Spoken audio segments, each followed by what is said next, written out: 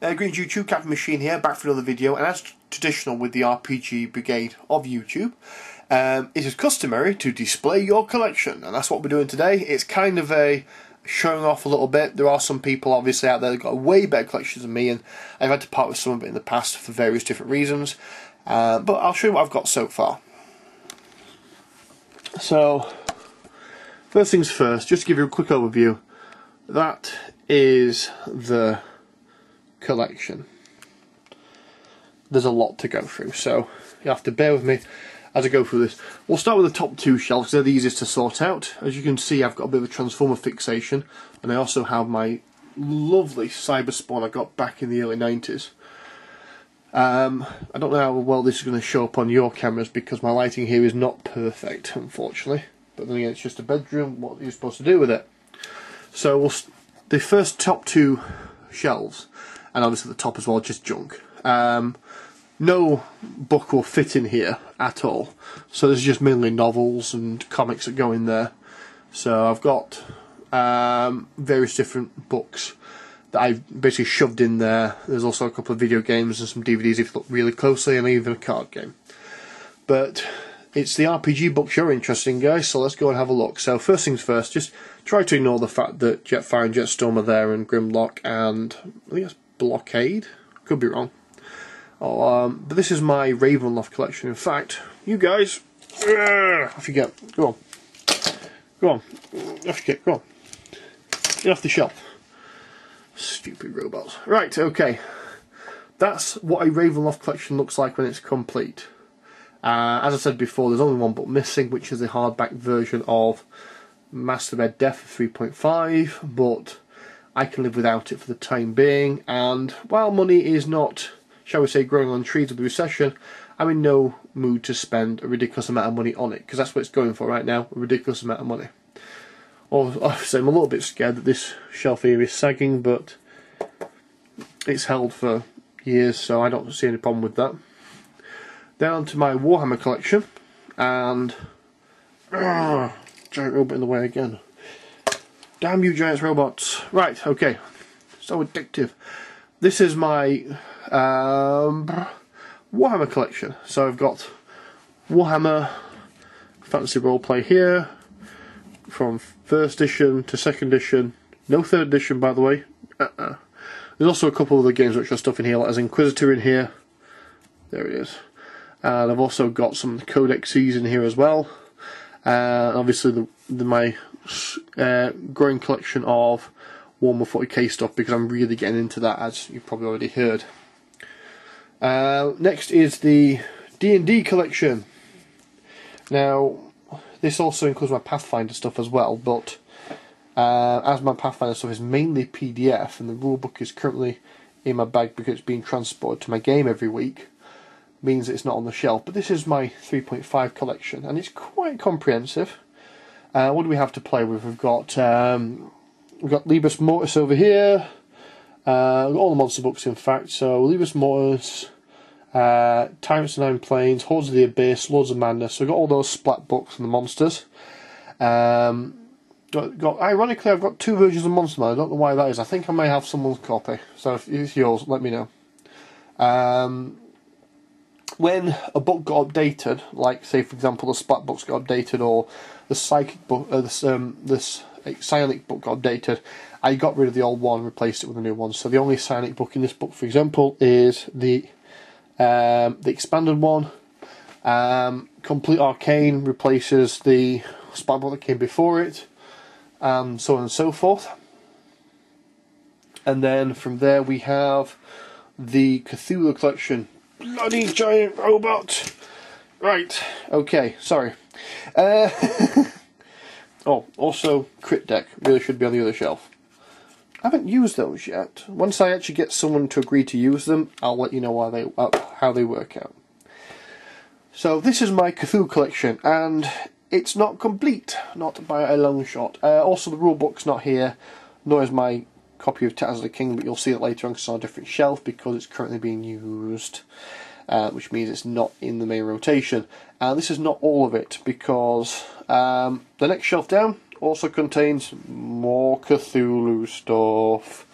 So, We've got things like, we've got the Delta Green, the revised hardback edition, an absolute ton of stuff, including some rarities. What do we have that's quite rare on here? We've got Mortal Coils, that's quite rare. That's from Pagan Publishing. Golden Dawn, which is something that have been requested. I'm going to get around to eventually. My collection of Unspeakable Oath. What issue does mine start at? My issues start at issue 6. Issue 6 is my first issue. Then it jumps to issue 10, and it goes up from there. And I do have the newer stuff, so we are going to be having that Unspeakable Oath versus the Wolves of Chaos, Wolves of Cthulhu talk at some point in the very near future. And next down, this is a little bit. This is what I like to call my overflow shelf, and there's more of one of them, so you are going to get to see more of these. This is, let's have a look. Well, first of all the stuff on the right is more Call of Cthulhu stuff. There's Target's Opportunity in there. You've got Countdown, Malleus Monstrum, a previous edition of the rulebook, because why have only one? Let's have a look. Eyes Only and Secrets of Japan. I may talk about that because I was quite disappointed with it, really, to be honest with you, and I may explain why. I've also got one of the Delta Green novels as well. I haven't read that yet, so once I get around to reading it, I may talk about that too. Then let's have a look. Hellfrost stuff. Watchmen, because it's quite important. Everyone should have a copy of that on their shelf. Some more Savage Worlds stuff. An Elder Scrolls strategy guide. Not mine, I got it borrowed, honest. Shadowrun stuff, there's quite a lot of that. I'm probably going to talk about that in the future as well. War Machines, so when I get into War Machines properly, I'll talk about that. 2 copies of Deadlands Reloaded. One of them is my friend's. I will get back to them at some point in the future. And obviously, Slay Industries. The Slay Industries stuff, because I have been reviewing it, has been off the shelf, which means when I've done some tidying up, it's kind of all over the place. You'll spot all the bits later on. And we'll go across actually, because we're going to overflow shelf number 2. And here we've got all this section here. This is also 3rd edition 3.5, but this relates to specifically the Scarred Lands, which is the White Wolf setting they came out with. That is all the stuff they produced for it. That is quite a lot of material for one company to produce, and it's really in-depth stuff. You really, really do recommend looking it up and trying it out. If you like your high fantasy, but with a little bit of darkness thrown in, that's where you need to be going. I've got The Flood, which is one of the first campaign setting they did for Deadlands Reloaded. Some more, got some couple of things there. There's a couple of Slay Industries books in there if you can have a look. There's also Feng Shui, which I'm going to be talking about in the future. All Flesh Must Be Eaten, which I'm a bit of mixed opinions about at the moment, so I'm going to reread that at some point and maybe even play it, and then give my reviews on that again. And then over to shelf number 3. Yes, there are 3 of these bloody things. So we've got, let's have a look. We've got the 4th edition Dungeons and Dragons. That is literally all I bought, the 3 books to start with, and it looks like, given the fact that I'm not playing it, I'm not going to buy any more. So I suppose some people might consider that a blessing, some people might consider that a curse. Me personally, as a gamer, I'm not too fussed as long as I'm enjoying myself, and I'm of the opinion that I don't want to run 4th edition, but I do want to play it if someone's prepared to run it for me.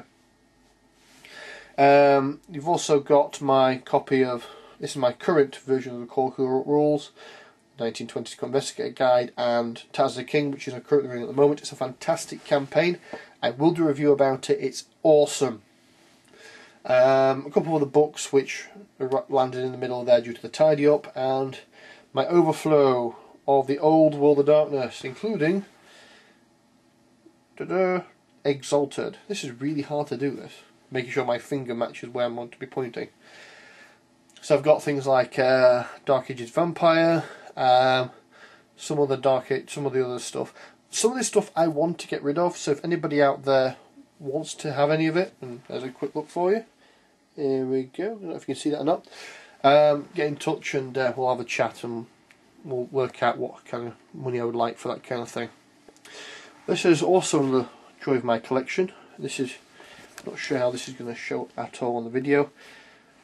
In amongst all the rubbish that's on the floor, we have my Werewolf the Apocalypse collection. This is a complete collection of Werewolf the Apocalypse and associated products. So, Werewolf Dark Ages and Werewolf Wild West are also in there as well. And I'm a huge fan of Werewolf the Apocalypse. I'm probably going to get back to playing it at some point in the near future. I don't know if I'm going to tweak the rules or not, and if there is a 20th anniversary edition for this coming out next year, I am definitely buying it. I know that there's a vampire one that came out, and I missed the cut-off date for that because I was unaware it existed, which is a shame really. And I'm going to have to get on PDF if at all, or eBay it. Either way, I want a copy of the 20th edition version of Vampire, but I'm not prepared to pay an ungodly amount of money for it. I'm surprised they're not keeping it in print, because it's going to be really popular, I'll tell you now. And that is everything, literally everything. I've got the old Splat books in the collector editions and the new Splat books as well for each of the different tribes. There's also a D&D book down there for some reason. I don't know why that's there, but I'll move that. And then the new World of Darkness stuff I've got.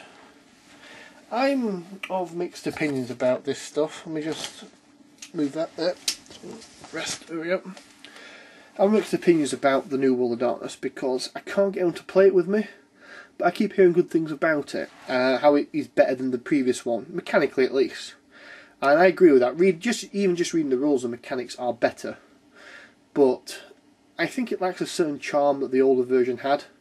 And I got into it because I wanted Werewolf primarily. So there's a lot of Werewolf books in there if you look around.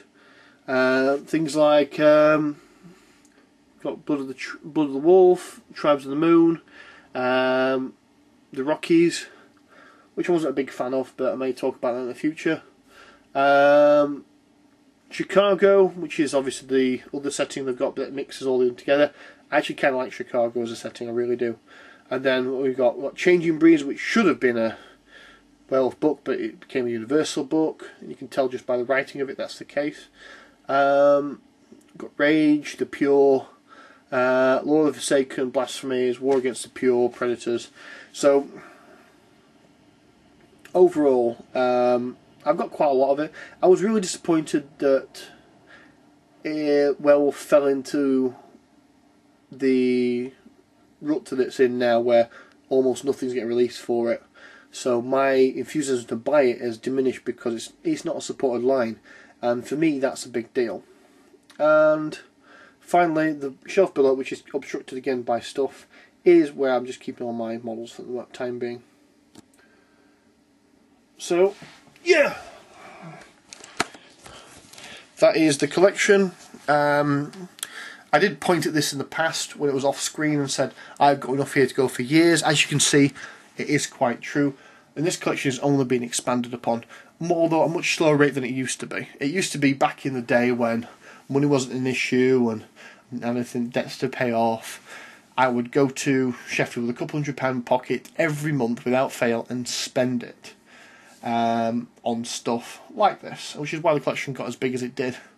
Although over the years that's no longer been an option anymore, and my budget for my role-playing books is much smaller than it used to be. So guys, thank you for your time. I really need a shave. And this is stuff that we're going to be talking about in the future. Thanks for your time guys, bye bye.